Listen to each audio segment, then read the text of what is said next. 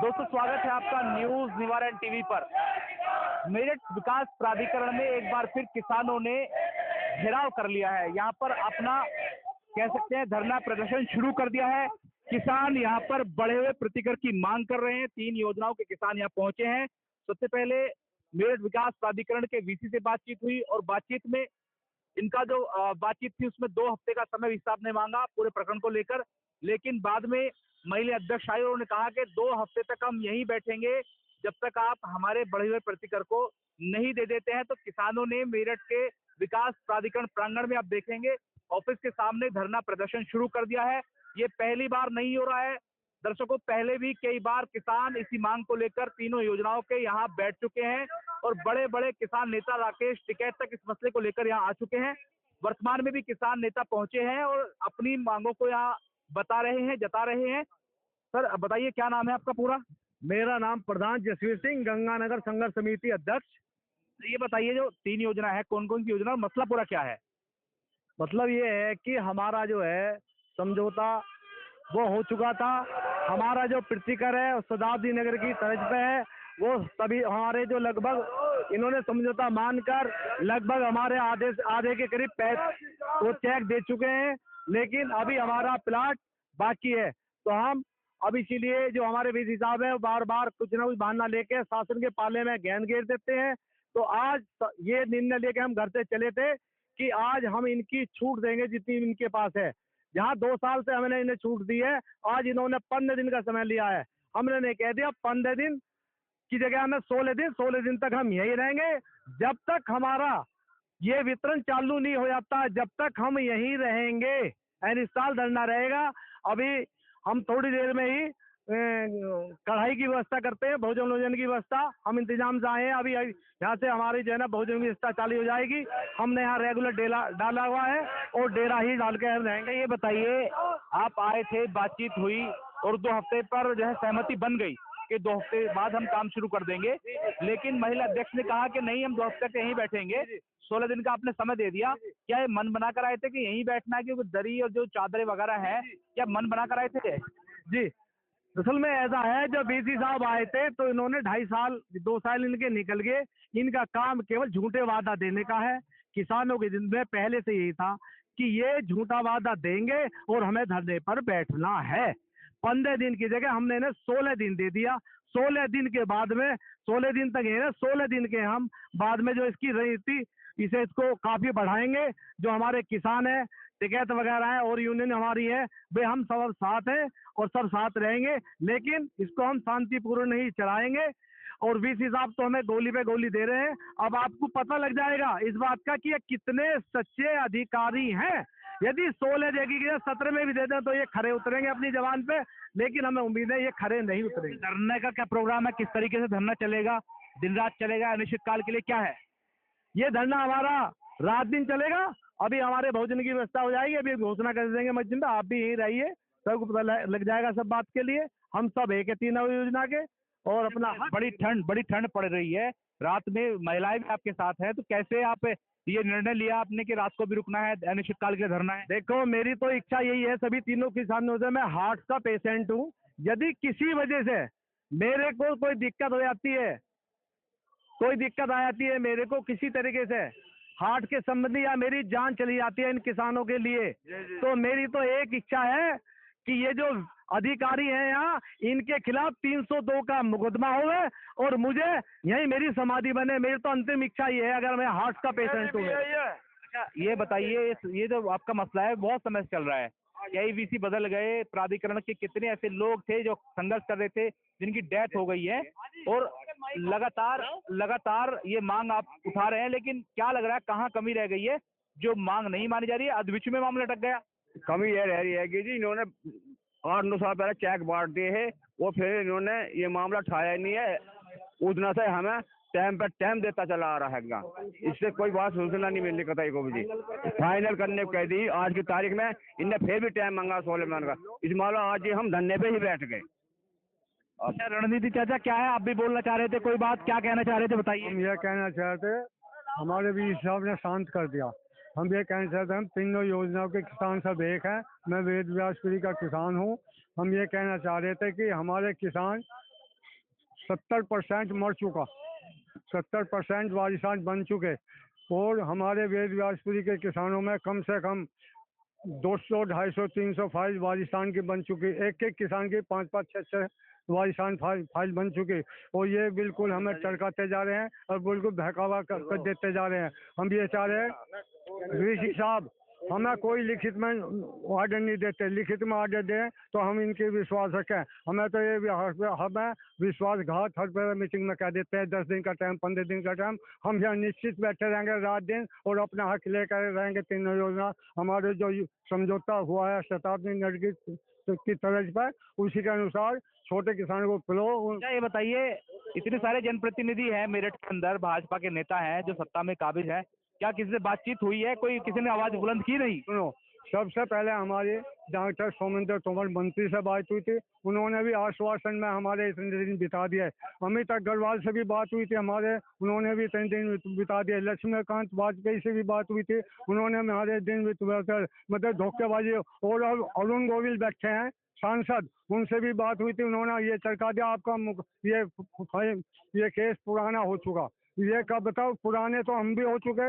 और जब हमारा समझौता शताब्दी नगर योजना पर हुआ है, हम तो अपने छोटे पर्टिकर जो हमारे तय हैं वे लेकर रहेंगे और जो बड़ों को पुलोट है वे लेकर रहेंगे। हम रात दिन ही धरने पर रहेंगे, चाहे मर जाए चाहे मिट जाए, हम अपना हक लेकर रहेंगे। बहुत शुक्रिया। तो आप देख सकते हैं तस्वीरों में जो मैं कहूँगा दिखाए, महिला यहाँ पहुंची हुई है और इन्होंने ही आह्वान किया कि जब तक हमारी मांग नहीं मानी जाएगी तब तक अब धरना चलेगा। क्योंकि बात हो चुकी थी कि 2 हफ्ते के अंदर जो मेरठ विकास प्राधिकरण के वीसी है उन्होंने कहा कि 2 हफ्ते का समय दीजिए, आगे की कार्रवाई करता हूं। लेकिन महिलाओं ने कहा समय जरूर देंगे लेकिन बैठेंगे यहीं। ऐसी बात थी ना? हाँ, ऐसी वहीं बैठेंगे जहाँ उठेंगे कतई भी। कहाँ लो मानने हैं हम बहुत बकाया कर दिया, हमारी तीसरी पीढ़ी खत्म होगी और तो हम तो यहीं बैठेंगे उठ के। अन्य जिसका जिसका कोई वो है जमीन उमीन का वो अपना, हम तो हमारे में कोई वो नहीं है, हमारा निमचाओ। हम तो हमारा कोई वो नहीं है, हम बिल्कुल निखादे से हैं। जी ठीक है, बहुत शुक्रिया। तो आपने सुन लिया किस तरीके के जो वक्तव्य वो आ रहे हैं किसानों के, महिलाओं के। इन्होंने साफ कह दिया है कि जब तक अब इनकी मांग नहीं मानी जाएगी तब तक अनिश्चितकाल के लिए धरना मेरठ विकास प्राधिकरण के प्रांगण में शुरू हो चुका है। लेकिन अब देखना यही होगा कि आखिर इनकी मांग कब तक मानी जाती है और उनके धरने को अधिकारी कब तक समाप्त करते हैं। सहयोगी रासत अली के साथ मनोवर चौहान, न्यूज निवारण टीवी, मेरठ। जय Hind. Swami Vivekanand Subharti University, one of the leading universities of North India. 250 acres campus, 220 plus professional and vocational programs, 20,000 plus students, state of the art infrastructure. Come and give wings to your career with Swami Vivekanand Subharti University, where education is a passion. NH58, Meerut, Delhi, NCR. पिछले sir 3 योजनाओं के किसान आए थे मुलाकात करने, वो बढ़े प्रतिकृति की मांग और कृषि काफी समय चलती, कुछ मिला भी है उन्हें, कुछ रह गया। आज वार्ता भी हुई सर, क्या निकला वार्ता से? देखिए, ये तीनों योजनाएं जो मेरठ विकास प्राधिकरण की हैं, इनमें पूर्व में 2 बार भुगतान किया जा चुका है। तीसरे बार भुगतान के लिए एक समझौता वर्ष 2015 में किया गया था, उसी के क्रियान्वयन के लिए कृषक आज यहाँ पर आए थे। इससे पहले जब कृषक आए थे तो उनसे काफ़ी विस्तार में इस समझौते के तकनीकी मुद्दों के ऊपर चर्चा हुई थी और उन्होंने हमारे प्रस्तावों के ऊपर अपना पक्ष बताने के लिए आज की तारीख तय की थी। तब भी कृषकों को अवगत कराया गया था कि आप जब एक बार अपना मत इसके ऊपर स्पष्ट कर देंगे, उसके बाद प्राधिकरण हफ्ते का समय चाहिए होगा इस प्रस्ताव के ऊपर आगे बढ़ने के एक प्रकार की समय सारणी तय करने को। उसी विषय में आज चर्चा हुई, कृषकों ने अपना मत रखा और उनसे कहा गया कि जैसे पहले बातचीत हुई थी उसके क्रम में लगभग हफ्ते 2 हफ्ते बाद हम लोग फिर से इसके ऊपर बैठकर इस समझौते को लागू करने के लिए क्या प्रयास किया जा सकता है, कितना समय लगेगा, उसके बारे में विस्तार में चर्चा करेंगे। सर आप बराबर ये कहना है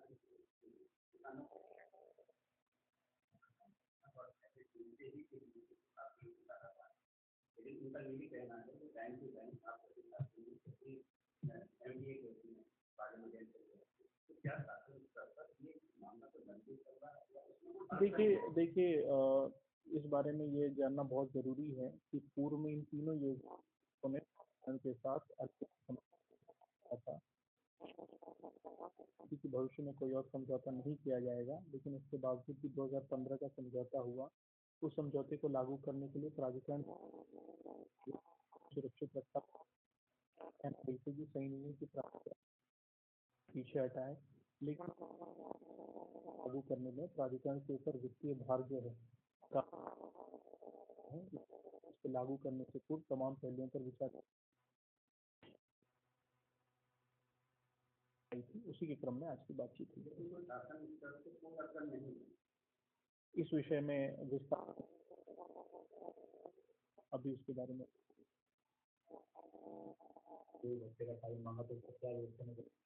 अभी ये बात हुई थी कि जब कृषक अपने चुनाव में जाकर हमारे जो पिछली बार प्रस्ताव दिया था उसके ऊपर विचार करके बता देंगे, तो फिर हमें कुछ समय चाहिए होगा अपनी कार्य योजना बनाने को। हमने वही बात दोहराई है। सर वो कह रहे हैं कि हम नहीं बैठेंगे 15-16 दिन तक। देखिए हम वार्ता करेंगे उनसे, लेकिन कोई भी नई बात आज की बैठक में नहीं कही गई। ये पहले भी हम इसमें बैठ नहीं सकते। देखिए मेरे साथ जब भी बातचीत हुई बहुत सौहार्दपूर्ण नहीं हुआ और हम बात निकालेंगे। समय दे रहे हैं, हम 8 दिन तक यहीं रहेंगे, इतना हमारा कोई काम पक्का नहीं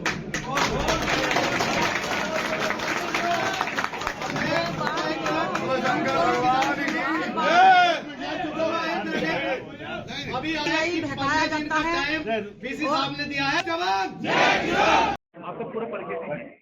मेरा नाम नसीम अहमद है, मैं गंगानगर योजना से हूँ और मेरी ज़मीन जो है जो अवार्ड हुई है उसी का मैं मुआवजे के संबंध में मैं बार बार यहाँ पे धक्के खा रहा हूँ। 2015 में हमारा समझौता हो गया था मान्यवर जो हमारे कमिश्नर रहे डॉक्टर प्रभात कुमार और माननीय डीएम साहब पंकज यादव और माननीय वीसी क्या नाम है राजेश यादव और बोर्ड की मीटिंग कई बार हुई। करीबन 10 बोर्ड की मीटिंग में प्रस्ताव पास हो गया। प्रस्ताव को पास होने के बाद में ये फैसला हुआ कि छोटे किसानों को जो उनको मुआवजा दे दिया जाएगा नगद और जो बड़े किसान हैं उनको पर्ची कर के रूप में प्लॉट आवंटित कर दिए जाएंगे। जो किसान जिसका बड़ा मुआवजा बैठता है वो प्लॉट ले लें और जिसका छोटा बनता है वो अपना पैसा ले लें। इसी बीच में माननीय हमारे मंत्री जी डॉक्टर सोमेंद्र द्वारा काफ़ी करीबन 1.5 या 2 करोड़ रुपए के करीब में बांटा गया। उसके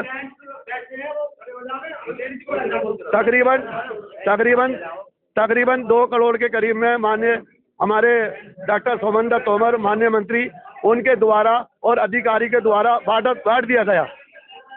बीच में हालात ऐसे बने कि इलेक्शन का दौर आ गया।